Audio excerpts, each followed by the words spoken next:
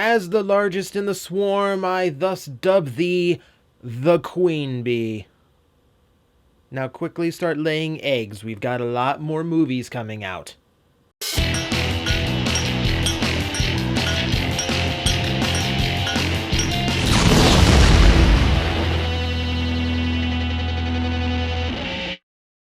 I am doomed to talk about every single one of these, aren't I? So once again, we are looking at the Transformers Generation Cyber series, the would-have-been spin-off line, providing inexpensive and very large toys for the younger fans who wanted to know what the big deal was about all these other Transformers that weren't on cartoons. But this one is not one of the battalion figures. This is a Commander-class Bumblebee, one of the largest bees around outside of like super expensive movie ones. And whew, it's a little bit heftier than the battalions, to say the least. So as you can see, he is done up as a big, heavy muscle car, a little bit to the aesthetic and the vehicle mode stylings of the robots in disguise version of Bumblebee, but definitely taking its own routes as well. He is cast in a very nice shade of yellow, not the obnoxiously bright kind that would wash out on camera, but just dark enough to actually convey that he is not like not a super annoying color. This is just about where I like my Bumblebees. He's got plenty of paint going on to him too, surprisingly enough for one of these. So of course the blue for the windshields. Nice baby blue, pretty typical of Transformers. It's missing that little bit right there in the back, and there's apparently no back windshield on this guy, so good luck backing into a parking space, I guess. Of course, I'm sure he's got eyes in the back of him somewhere. I don't know. Black, done up for the hood. Of course, we have to have the movie-style lines on the hood, don't we? We can't do without them anymore.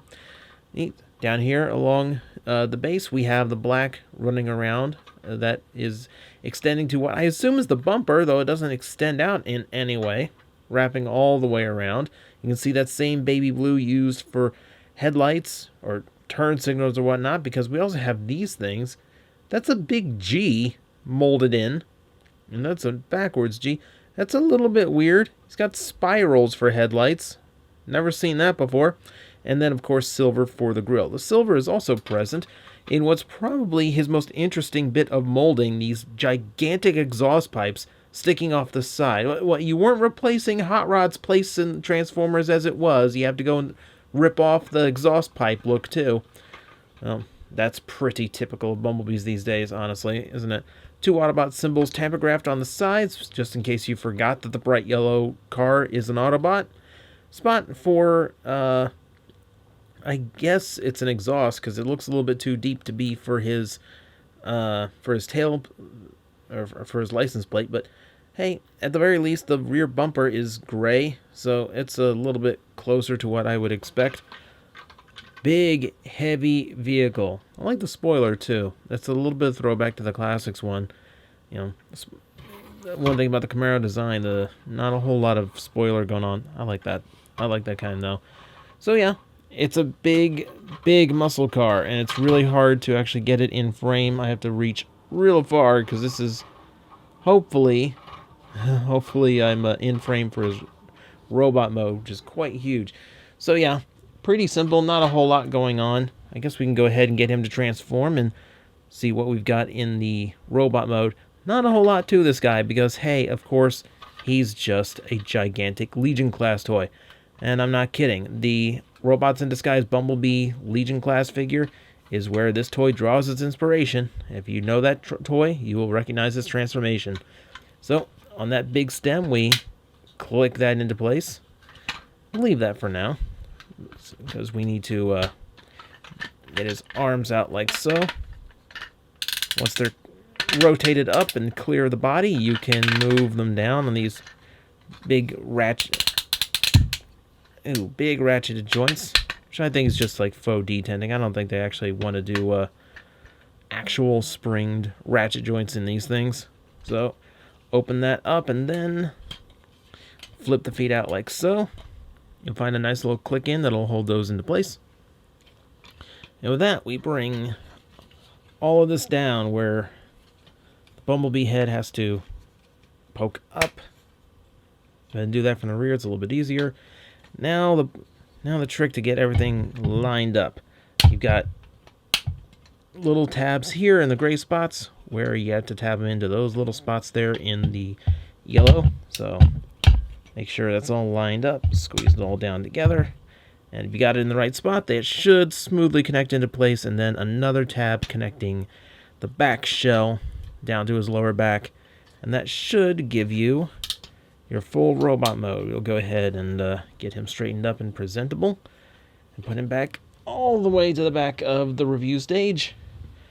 And yes, he is just in frame. So, like I said, it is based on the Legion class Bumblebee, a very tiny toy, the tiniest of the transforming Bumblebees, turning into one of the large Bumblebees. It's interesting. Like there's an interesting novelty and just a feel to like a simple transformation for something that big, and it is one of the inherent things about these that kind of makes them interesting to me. I'm not sure why, but there's something fun about transforming something that big so quickly. So once again, we're going to take a look at the head first off. And like I keep saying with these things, the head designs are always rather interesting. This Bumblebee in particular has the battle mask face going on, so a little bit closer to how his toy looked than the actual cartoon aesthetic of Bumblebee. It actually looks pretty neat, though the shadow is preventing me from getting a shot of both of his eyes. I assure you, both eyes are painted blue. But yeah, the battle mask thing is kind of interesting. And also, yeah, he apparently has the car emblem on his forehead. And again, like a lot of the Cyber series, he has those vents on the sides of his helmet. They really, really liked that. Other than that, it is a pretty fierce and pretty nice looking head sculpt, I would say. At least it's a little bit different than your standard Bumblebee head. So as stated, this is the Commander class figure, which I haven't reviewed before because there's only 2 of them, and the Optimus is much harder to find these days. But the idea behind these was, well, they were the large scale for the Cyber series, and by large I mean it's bigger than a freaking $45 leader class toy. This was absurd, and this thing was gonna retail like $20-25. Like, that's lunacy. This is where I kind of get in trouble because it's debatable, and there's conflicting sources about whether these were always planned for other markets and planned for like other countries to get, and they were never planned for a U.S. release. When I say $20-25, I mean Hasbro's U.S. website had these things listed for U.S. currency, so apparently they were planned at some point.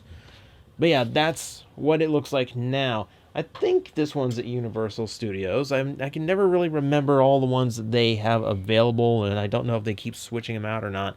But yeah, this is pretty big for how much they were planning to charge for him. So from the robot mode, we see a lot more black than we did in vehicle mode, and a lot more gray, which really does help to break up the yellow a lot. He's not nearly as dominated by that color here. That's a good thing. Color change during transformation creates that nice little visual effect to actually kind of convey that the changes happened in your head. Now, I don't mind some of the detailing here. Like, it's definitely going more toward the modern Bumblebee, since he doesn't have like the big car hood for a belly thing going on, but he doesn't have he's not like the Battalion figure that tried to be like a standard Transformer with the hood pointed forward. He's going for something a little bit different, and I kind of like it with the windshield forming his chest like this. Works pretty nicely.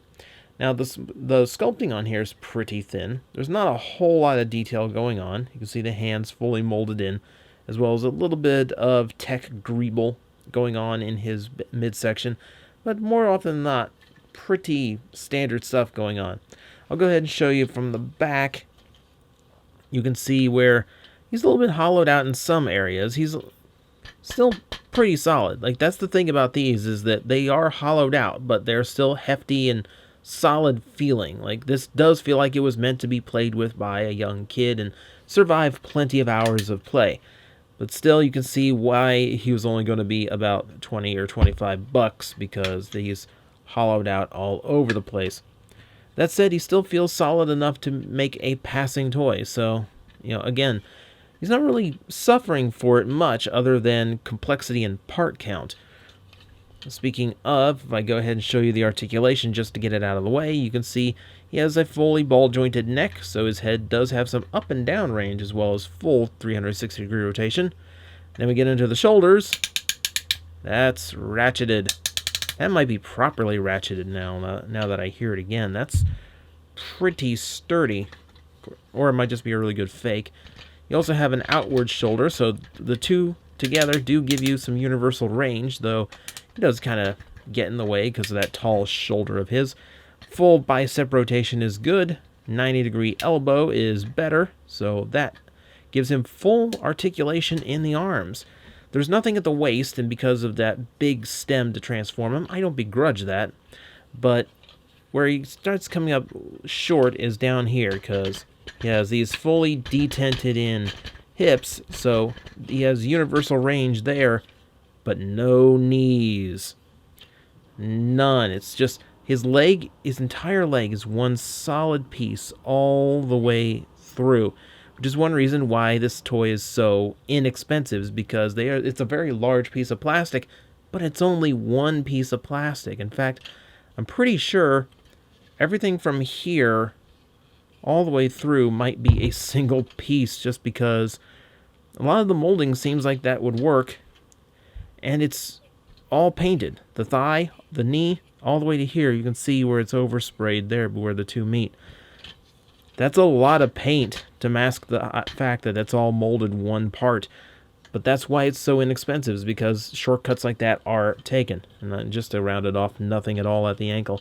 So again, these things come dangerously close to being really, really solid and really decent, action figures and Transformers in their own right, in spite of their cost, in spite of how much they were going to be at retail. He's just missing that knee joint. And a lot of figures in the Cyber series are just that one knee joint short of being really, really good, and it's frustrating.